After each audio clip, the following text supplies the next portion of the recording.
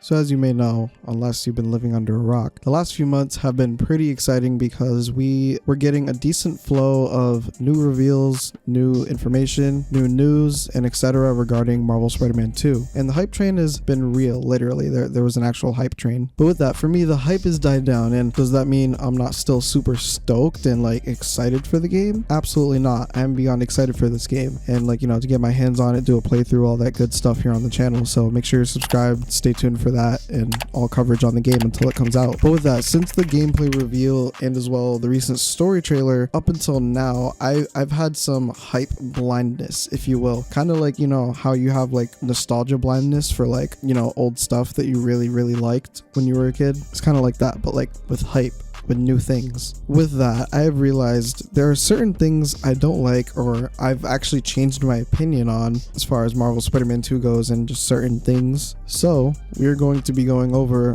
my top 7 concerns with Marvel Spider-Man 2. And this is just my opinion, obviously, but the great thing about that is you can share yours in the comments below, and I would like to see what you guys have to say. Like what are you concerned about or don't like about the game that you've seen so far, at least, and keep it constructive. Remember, the game is not out yet and we haven't seen the final version of the game yet. But as far as being constructive, for example, I don't like the symbiote design because of blank.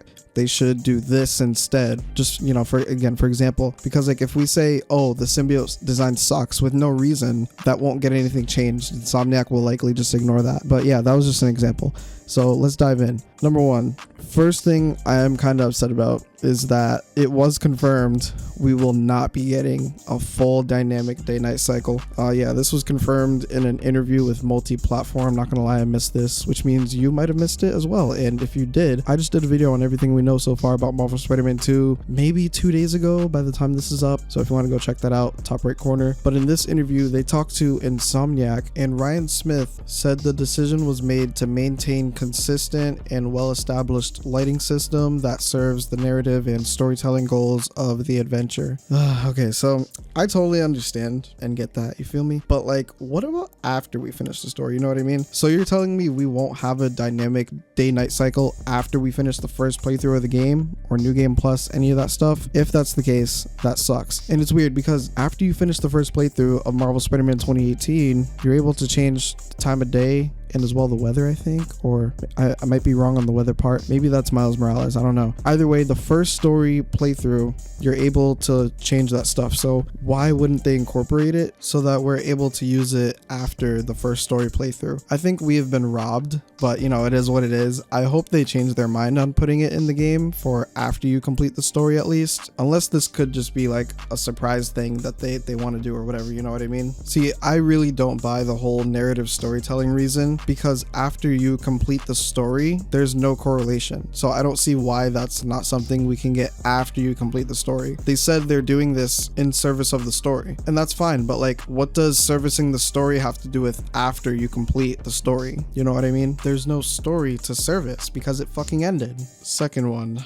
The next thing I'm concerned about, and I don't necessarily have a problem with yet because the game isn't finished yet. It hasn't been launched, so I can't really complain too much about this because, I don't know, maybe they want to save some of this stuff for a surprise reveal when the game comes out, or maybe for whatever other gameplay we may see get revealed before the launch in the next couple months. Because they have said we will get more gameplay before the launch of the game in October, but seemingly there are no new web swinging animations, and at the time I'm recording this, I don't recall seeing anything new, but when I edit this video, I'll go back and watch everything in the trailer and gameplay reveal and see if I've seen anything new, and if I have, I'll throw it up on the screen somewhere. I really am hoping like overall we get like a really good upgrade to the traversal, and like I know we have the slingshot and the web gliding, really cool looking mechanics so far. Can't wait to try them in October, but that doesn't really, those don't really count as like animations though, or whatever, you know what I mean? And like I originally, this point was originally about like just the animations, but I guess now I'm kind of talking about traversal in general. But yeah, hopefully we get some new animations or whatever, and hopefully they upgrade the traversal a lot with other than like the web gliding and the slingshot. But yeah, back to the animations. I can't complain about this too much because of, again, what I previously said, and as well the gameplay reveal is an older build of the game and the game isn't released yet. So again, like we really can't judge it too much. Hopefully it will just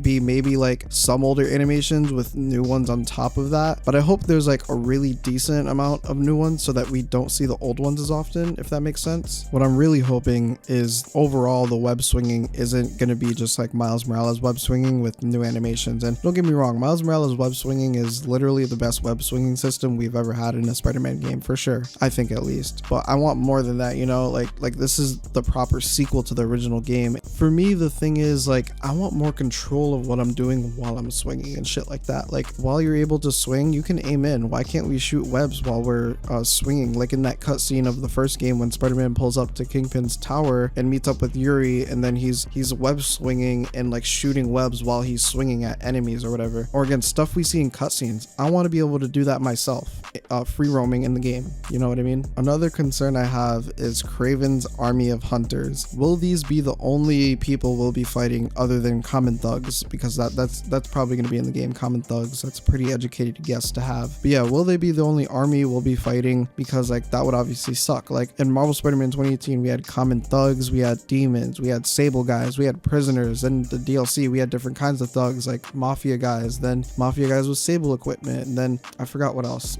But yeah, so like I wonder if there's more armies. Maybe there is, but maybe it's spoiler territory, who knows, or they want to save it for the game and stuff like that. But I feel like there's no way we're only fighting Kraven's army the entire game. There has to be more, but who and what? Fuck, for all we know, maybe there's symbiotes, maybe there's lizards, but I don't know if Insomniac will do that for this story, so I guess we'll have to wait and see on that. Also, speaking of Kraven's army, it's kind of weird he has robots, but I will say that, but I guess it's not like the biggest deal ever. Like, it is what it is, I guess, you know what I mean?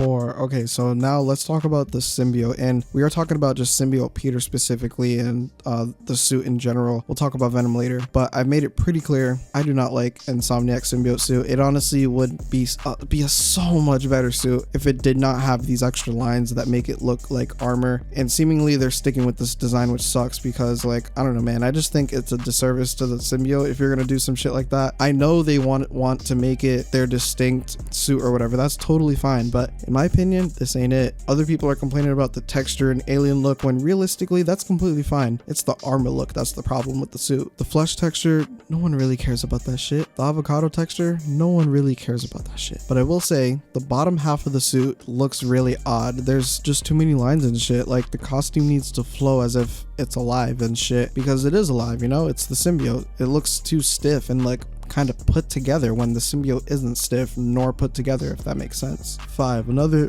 thing about the symbiote suit I am concerned about is whether or not the symbiote suit will be playable after we complete the main story. And let me rephrase or like explain better. Insomniac may not let us use symbiote abilities after completing the story due to narrative reasons, but I think that would be a really bad choice to make because we have had this in other games before. And again, I understand the whole narrative thing, service and narrative, but again, same thing about the full dynamic day-night cycle. It's after the story is completed or in New Game Plus. Why would it matter? The story ended at that point, you know what I mean? So I feel like they should allow us to have it after we complete the story. But then definitely, like, if they plan to do DLC for the game, we shouldn't be able to use it at all in DLC. That would make a lot of sense, actually. 6. Let's talk about Mary Jane. And I want to get this out of the way for anyone who may bring it up. Yes, I did say at first I liked MJ's new design and it looks better than the original and all that stuff.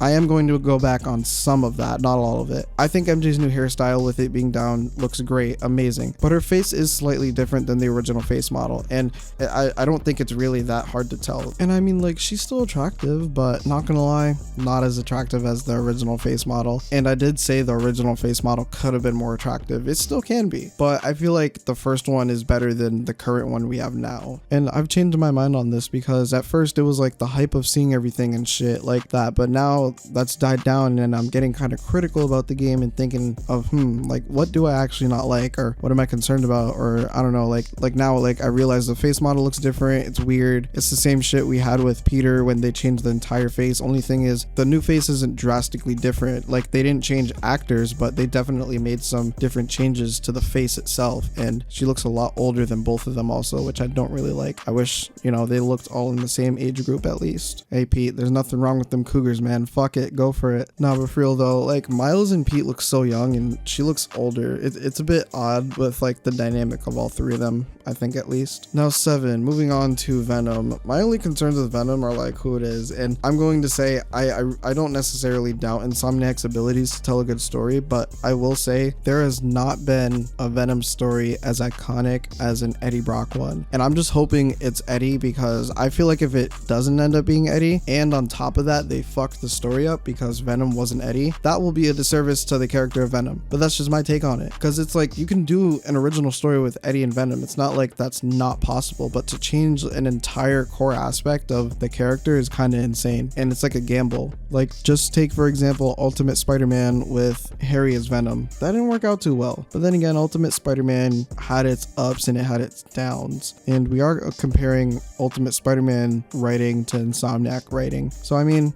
I don't know.